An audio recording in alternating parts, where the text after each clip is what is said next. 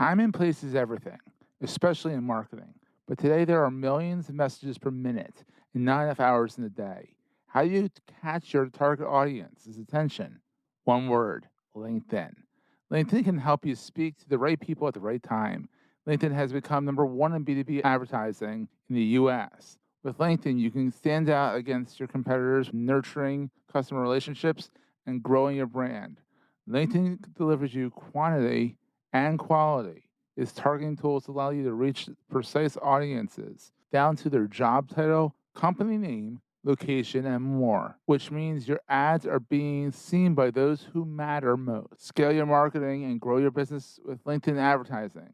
As a thank you to their customers for helping them grow 3 times faster than their competition, LinkedIn is offering a $100 credit on your next campaign. To get this credit, go to linkedin.com/MPN to claim your credit. That's linkedin.com/MPN. Support for Digital Marketing Dive and all the shows on the Marketing Podcast Network is provided by Storyblock. Think of your content management system. Now think about being able to update the other 5, 10, or even 20 places you need those prices or product descriptions updated. Update content once. Publish it everywhere. Sign up for your free account to see how simple content management can be. Go to storyblock.com/dive. That's storyblock without the C.com/dive.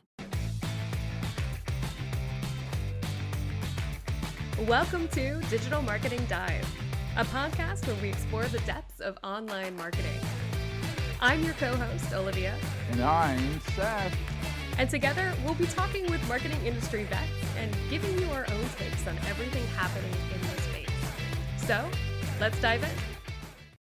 Hey guys, before we get started, I just want to say that we had a little bit of audio recording issues in this episode, so you're not going to hear a lot of Olivia, but it's still a great episode, and we hope you love it. Hey gang, welcome to episode 4 of season 3. Today we have the amazing Rubin and John Andrews on the show. They are the co-authors of Retail Relevancy. Both have an extensive experience in retail and e-commerce, and Instagram and this and that, and all the social medias. You probably follow Ted and John's capades across Instagram. If you don't, you should, because they have a lot of fun. So that's always a good thing. So welcome, guys. Thanks. Thank you for having us, guys. Yeah. So I've known Ted for a while. Ted actually is our returning guest. We had you on season 1 of Digital Marketing Dive, just talking and kibitzing and all that good stuff. So now we might have been talking about your other book, Return on Relationship, I think is what we had you on for. It was that far back. So wow. Ted's a prolific writer. John, is this your first book? My first book. Ooh. Oh, wow. How exciting. Well, yeah, it's pretty exciting. I want to write a fiction book next. Ooh. What? Anything in particular, or you're not sure yet?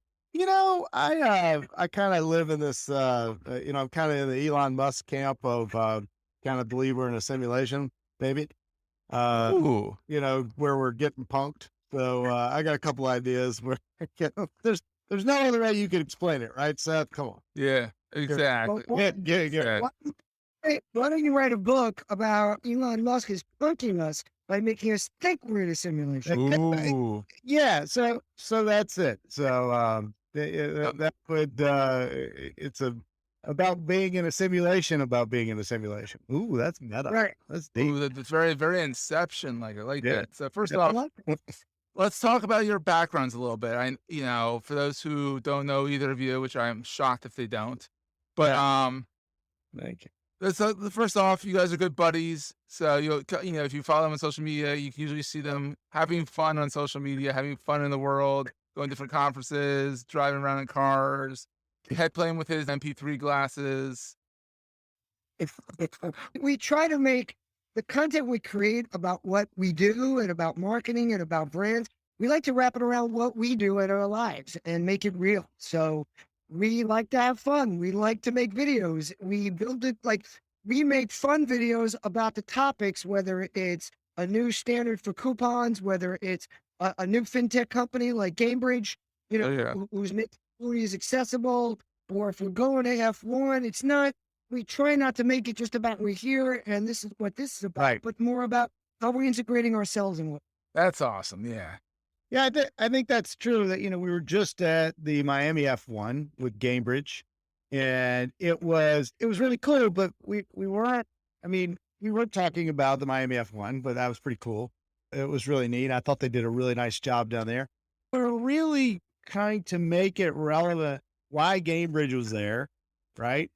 What Gamebridge does, how Gamebridge connected to racing matters. It's more of a connection to what's the brand doing? Why does this matter? And because our audience is marketers a lot. And, we want to connect with them in a way that's relevant. There were some great conversations in that thing about, why do companies do big event marketing things like this, right? What is Gamebridge?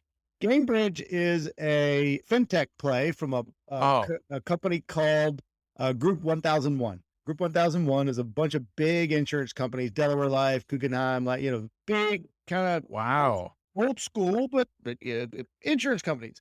And I think if you think about consumers, millennials and Gen Z, they're not necessarily enamored with big banks and insurance companies and things like that. They like Robinhood and things that they can do directly, Coinbase and new investments and all kinds of things. They're buying, I remember Ted Rayleigh years ago was like, oh, millennials aren't buying houses. He's like, oh, millennials are 30. It's like when they start having kids, they will start buying houses. And who's buying all the houses now? Millennials with kids. So people are in life stages and do stuff, but I think to be relevant, so Gamebridge is a platform for DIY annuities, right? Oh, yeah, exactly, right? What is more exciting than an annuity, right? Well, I got to tell you, I honestly didn't know much about annuities, right? When we started working with Gamebridge. So part of our process was to find out. Ted and I both bought an annuity on their platform, right? Oh, wow. And so you probably noticed the stock market has been in a bad mood lately. But my $1,000 annuity, I was telling somebody this last night, my $1,000 annuity that I bought in like mid-April is now worth $1,005, right? Hey, it's something. Don't knock it. Don't knock it. And my crypto is not, my stocks are not, my options, whatever they're doing. So you start to think about, oh, maybe this makes sense for me to have as part of my portfolio, right? And I think part of that education process is something that people are going through. There's a lot of people today that have never been through a stock market downturn, right? Yeah. I mean, if you think about it, it's up and to the right. Well, that's not gonna be forever. Neither will this period, but there are options out there to think about capital preservation and whatever, even if it is lower than inflation right now. It's not less than I had, a month ago. Hey, it's $5 more. Yeah. Yeah, exactly.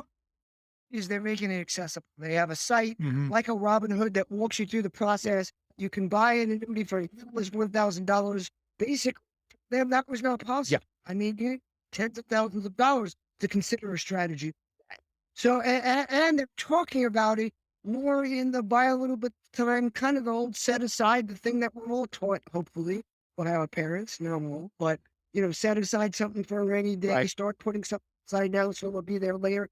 But they're making it in a voice that younger people are willing to listen to versus that voice that we all had, which was more of a, do it right, do it now, kind of an instructive, you've got to take care of yourself. Right. So, the point was, we went to this event, we created content. I was having this conversation today with a gentleman named Michael LeClaire, who's formerly with Coca-Cola. And he would talk about the millions of dollars they've spent anything other than their logo and their banner. And, maybe for Coca-Cola, that's because people know what Coke is. Yeah. It's more of a dirt. Whereas if you're a brand and there's many like Gamebridge that sponsor these sporting events, other activities and sponsorship, and nobody knows what they do. I mean, I would say 99% of the people that John and I spoke to at the event that engaged with some really cool stuff Gamebridge was doing was, what do they do? And now they're learning. Yeah. Now they're here. Exactly. Sure. So they asked the question you just asked, Seth, which is like, what is Gamebridge? And, so part of our deal and part of our book is about how are you relevant, right? And so Gamebridge is a relevancy play by this big company called Group 1001, right? That's very cool. And what we do is try to help make it personable and real rather than just a big name that nobody really knows what it is. Make it approachable. Yeah. Which has its value because you're getting your name out there. But now we created, thousands, tens of thousands of pieces of shared content around that people can now refer to and find when they search and everything else that happens in digital.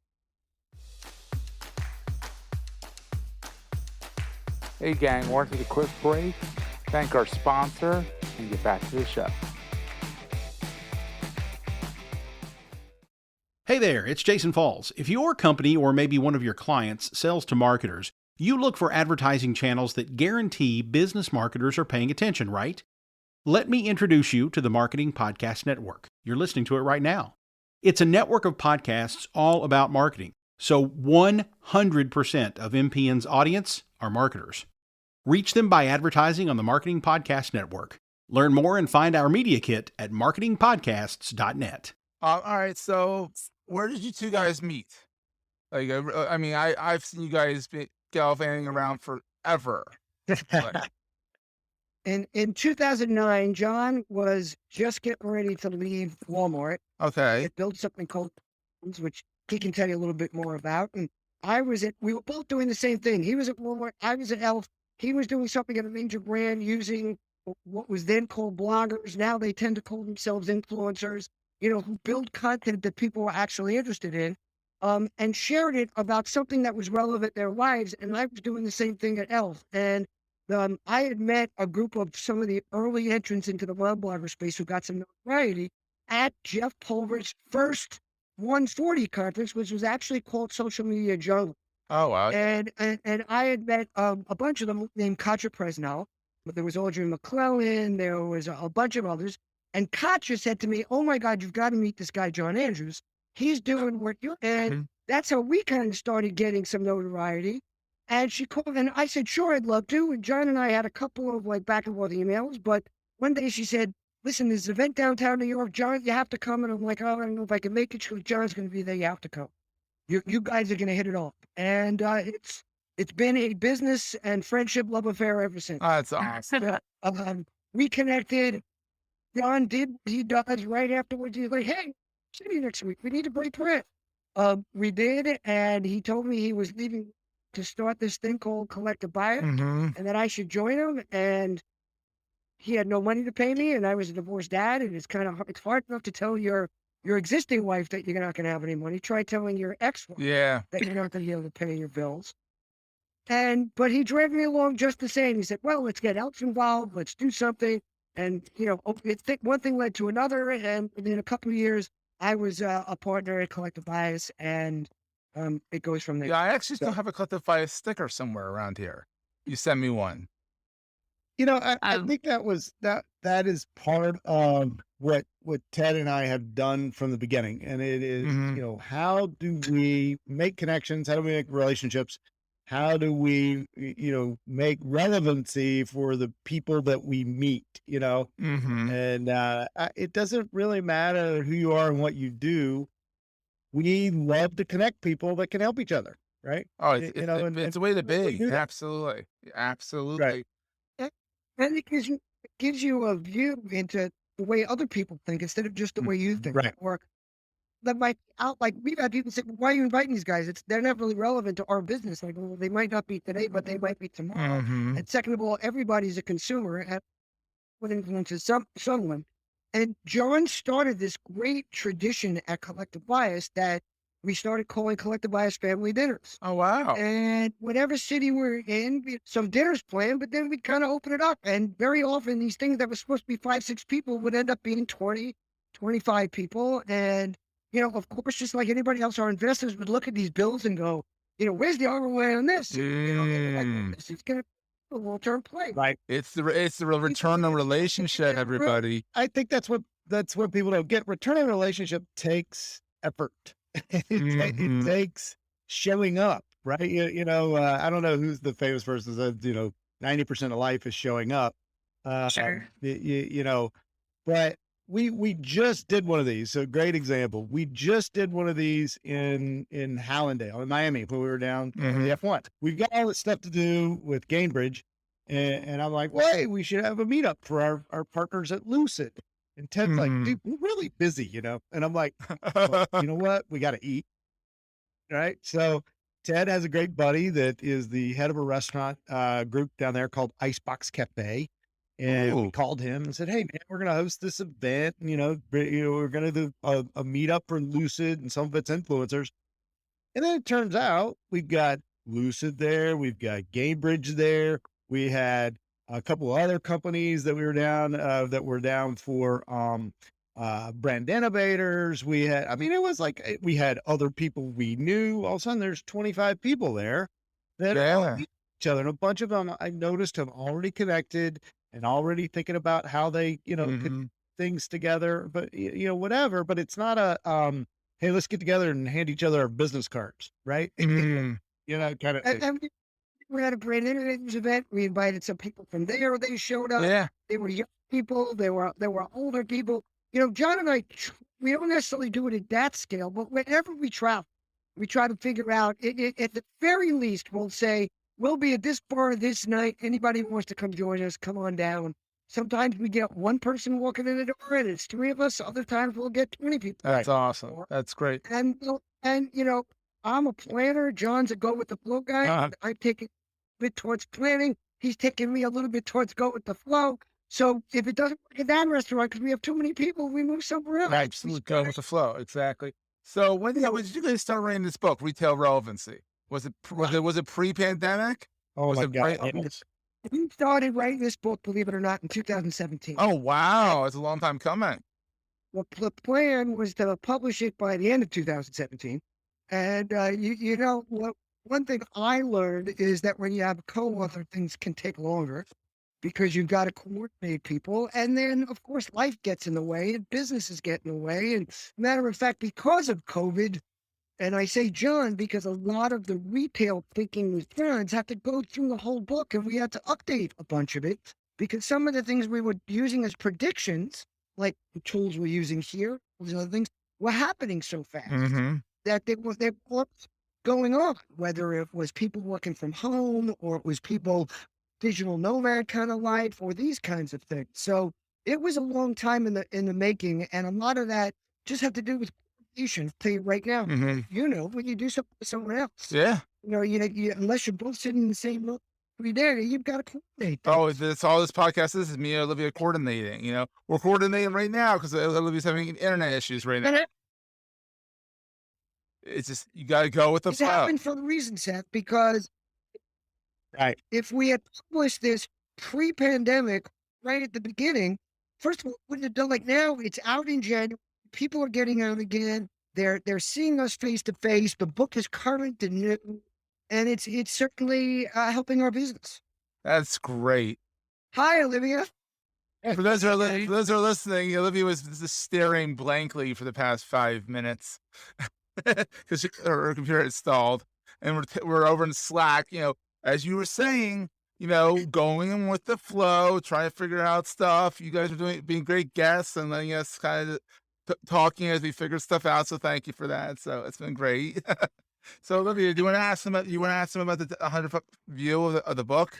Yeah, I just wanted to maybe root down a little bit and talk about retail relevancy and maybe get a little bit of an overview on the book and what the process and the ideas were behind it. Sure. Is that a question, or are you, John, you want to jump in there just about our thought process? Yeah, we have written about retail for years, right? I started my career as a brand person. I met Ted. He was CMO of Elf Cosmetics. I went to work for Walmart. Ted has done many retail projects, and so we think about retail, and then I think about my career. So I started my first brand job in 1997 with Hanes Brands. Actually marketing pantyhose. So I think could not have asked for a better job first job because it really made me use consumer data to really understand shoppers, right? And I've taken that with me through the years. I actually had a boss at a tech company said that, yeah, it came down to you and 2 other people for us to hire, and I hired you because you had worked with Panios. I figured if you could figure out Panios, figure out, whatever. And I'm like, I never thought about that. That was pretty cool. Actually, a guy I caught up with like a couple months ago, and he told me that. He said that was pretty cool. So I was really thinking about, think about how much retail's changed since then, right? Absolutely, yeah. I mean, that was before even, Walmart was growing, but we still had, Kmart was still super big then, and all kind. I mean, Remember Kmart? Kmart, yeah. Kmart was a customer of ours that collected by us. We spent some time up at their headquarters up in wherever it is, out in that suburb, out in outside of Chicago. It's like a year from Chicago, but whatever. But you think about what's going on right now.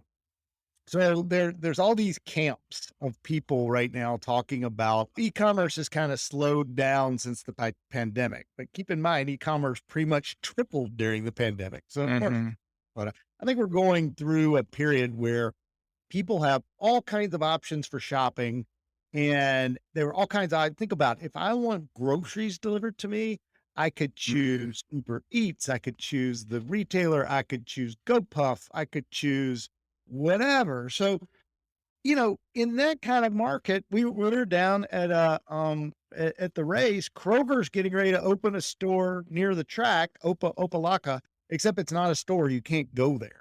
Kroger doesn't have a presence in Florida, right? So now, how is Kroger's a great brand, though. People know the brand. They're going to do great marketing, but people's experience is going to be Kroger showing up at their door with their groceries, right? Oh, so it's like a dark kitchen, only a dark grocery store. Correct. It's going to be fascinating to watch, right? Because do you care where your groceries come from, Seth? I mean, if they're poor quality, I do. I mean, like, they have to be good. But other than that, like, I'll go wherever. Yeah. But the number one most correlated factor for shopping a grocery store now is location. Closest to where you live. I have a Harris Teeter, which is a Kroger banner. What is this? Half mile from my front door. Guess where I get most of my groceries come from? Harris Teeter. I do like Harris Teeter. So, and Ted loves saying Harris Teeter. Yeah. So fun out there. But, all things being equal, I would probably shop at Whole Foods, right? Yeah. But Whole Foods is 3.5 miles from my house. I don't go to Whole Foods very much. I know. Yeah. But in a place where people are, Whole Foods will bring anything that in their store to my house in 2 hours for free if I order, if I order enough. And so now I'm in a different, and I've even got one of the garage things that I can give the delivery person access, and they can come in my garage. Oh, you did that? Put the stuff in. Yeah, Amazon does that with the, it's. No, but you did that. You're brave. I'm like, I don't know how I feel about going to my garage. We don't use it a whole bunch because my wife is not a fan. But I'm like, whatever. But I've got we've got a garage refrigerator, and and it's a one-time code. So when it's connected. Oh, that's how it works. Okay. It's connected to the delivery. So when the Amazon person shows up, they on their screen, they have a button, they push it, my garage goes up, they put the stuff in there and it goes down. Boom. What I'm saying is that's a different world now for me to think about retail and how relevant a retailer is to me. Right. Yeah, it's definitely. And we're not getting less choices. We're getting more, so how does a retailer going to remain relevant? That was the purpose of the book, Olivia. That's probably a longer answer than you. And just a quick note on what you're just talking about. I mean, what's so fascinating about what Kroger's doing is you're talking about taking down the barrier to entry to any market for a brand that has a brand name that's known nationally, even if they're not in your area. So Kroger doesn't have to find a perfect location. They don't have to find where the people are going to come to. They just need to advertise in their own way and just deliver. Yeah. And test the market. Like in a very simplified fashion. So I think it's going to be very disruptive. That's awesome. So, where do you see how retail's going to evolve in the future. I mean, it gets sort of like this, like, dark grocery stores and stuff like that. But like, what do you guys protect in your crystal ball? Since you wrote the book on retail relevancy. I mean, Yeah. Well, first of all, I'll tell you, I don't know. And I think anybody that will actually tell you they don't know is an actual expert versus the experts that will tell you what's going to happen. Because, watching these camps of, oh, e-com's reached its maximum thing and blah, blah, and stores and stores are dead. Who knows? It's going to depend on what do shoppers want to do. It's almost like every analytical article I see about retail is focused on the retailer, not the shopper, right? And I know this. Our lives are busy. They are complicated. They are noisy. They are all of these things. Anything that makes my life easier, I want that. And I don't think I'm alone. So if you think about, all things being equal, I think the world tends towards innovative services and activities that take, thinking, especially for routine shopping, right? Like we tend to order and buy the same things for the most part, right? we're kind of boring. We're kind of Eat the boring. same food. The average family, this is from my Walmart days. I was on the food marketing team in Walmart. The average family has a repertoire of 9 meals that they eat. Think about that. So 365 days a year, you eat 9 meals, 9 different meals. That sounds so boring. So Yeah, it's true. We're predictable. It's spaghetti night. It's steak night. It's chicken night. Whatever. Yeah. And my wife likes chicken a lot. So my daughter even to the point where my daughter's like, "Let me guess what we're having for dinner, Mom? Something with chicken." So you can think about that. A lot of technology is going to automate a lot of that for us, right? Already, you will see online platforms that say, "Hey, these are the things that are usually in your basket and kind of the way you order them." I get my toothpaste on replenishment. I don't think about toothpaste. I use Colgate Optic White. I've used it for 20 years. It shows up at my house every couple of months. I don't know, whatever. We'll have a link in the show note. Schedule is. But you know what I mean? It just shows up because I don't want to think about toothpaste. Sorry, Colgate. I mean, it's really good stuff and I still got teeth. So, it works. But I don't want to think about it. I don't want to read an ad about it. I don't care, right? I just want my toothpaste to show up at my house when I need it. Same thing with deodorant. I use Harry's razors. They show up, whatever, right? Automated shopping, I think, is going to be a thing. So, question I would have, I was a retailer, man, how do I stay in that zone, Yeah. I also think where it's going, and I think as retail, we've heard a lot about the lack of profitability for a lot of these companies, and a lot of the new things aren't necessarily working, or they've got to throw so much money at it. I think retailers are going to start figuring this out, and people are going to start figuring out what the value is to them of something getting delivered. In other words, there was a long time people didn't really understand the value of their time. I think that's changing as there's all these different things that people do. They get paid for, whether it's by the hour or Uber driver, or it's delivery person, or it's renting out where you were in tab. And I mean, I do this math all the time. Like Whole Foods has changed it now. You got paid $9.95 for delivery. And then of course there's a tip. Good guy. I'm gonna tip these people pretty hard. And so let's just say in my mind I figure it's $20. And a lot of times I go, oh, I don't want to pay $20. But then I think about the time it takes me to go get that stuff. And granted, I'm probably a little bit more aware than the average person about the value of their time, but I think more and more people, as every day goes by, are understanding that better. And someone might say, I'm not paying for delivery, will start realizing that they can do an hour on a remote type of job or 2 hours, and it's much more valuable for them to make that money to pay for the delivery. Absolutely. And I think that brands are going to also start figuring out how to make this profitable. Or whether they need to be like Amazon and not care about the profitability of their e-commerce and make more money by the customers that they're bringing in to the offerings. I think that's gonna refine a lot of this more. And I also think that, again, like John said, anybody who says, in-store retail is over, or, e-commerce has hit its peak, or there's just no way to know. And it's a cross. There's a place where the consumer meets the retailer. Mhm. So there's consumers, retailers to try, Absolutely. because it's amazing. Look at all the things pandemic that everybody was resistant. Remote work, oh no, guys, it's never going to work. People won't be productive. Hey, guess what? How many brands found out people are more productive when they don't have to travel to the office? Mhm.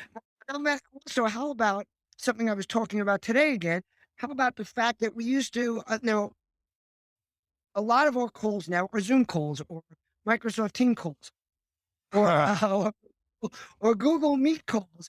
And as much as sometimes people use that too much, like when someone was to ask me a question, you don't got to Zoom. Like I give you that 2-second answer on a phone call. But now more people are speaking up. You can see who's in the room. We used to be on conference calls with 10 people and you didn't know who was speaking. Yeah. You didn't know if anybody had something to say by raising their hand. Now you're on a Zoom. And also we've also found out people tend to be willing to share their opinions more when they're not in the same room as other people. Mhm. Found this out in businesses and brainstorming sessions. My brother found this out as a college professor, who he still does a few Zooms a month for his students, because he found that a lot of the students that will not talk in class will raise their hand and speak on a Zoom Oh, wow. because they Nice they little don't feel layback. Yeah. they don't feel everyone looking at them or say. And I think these are the kind of things that will evolve, and hopefully the brands that are listening and the people that are listening and the marketers that are listening will start doing more of the things that are working and less of the things. Beautiful. Well, let's end on that. Very insightful stuff, guys. Thank you so much for being on the show with Ted and John. Really quick, if there are places that people can find you online, where would you want them to go? John, why don't you shout out first there? I'm Katahdin, @Katahdin, Katadin on most social media. And I have a Medium page at medium.com/Katahdin. And we'll have that in the show notes because that's not going to be as easy as Ted's. So, Yeah, That's easy. Ted everywhere. And if you just Google Ted Rubin, about the first 14 pages, you'll find a bunch of my content. and he's always smiling, talking, pictures of him. So you'll know Ted when you see him. So. Well, guys, this has been great. Thank you so much for taking the time to be with us on the show. And we'll see everyone in 2 weeks. You got it. Seth, it was great seeing you. And Olivia, it was great meeting you. Great meeting you both. Hey, that's it for today's episode of Digital Marketing Dive. Our show was edited and produced by Seth Goldstein with a little help from me, Olivia Sassini. We are so thrilled to be part of the MPN podcasting family. Be sure to subscribe to our podcast wherever you're currently listening to this podcast. And if you liked what you heard, please drop us a review. It really helps a lot. Until next time.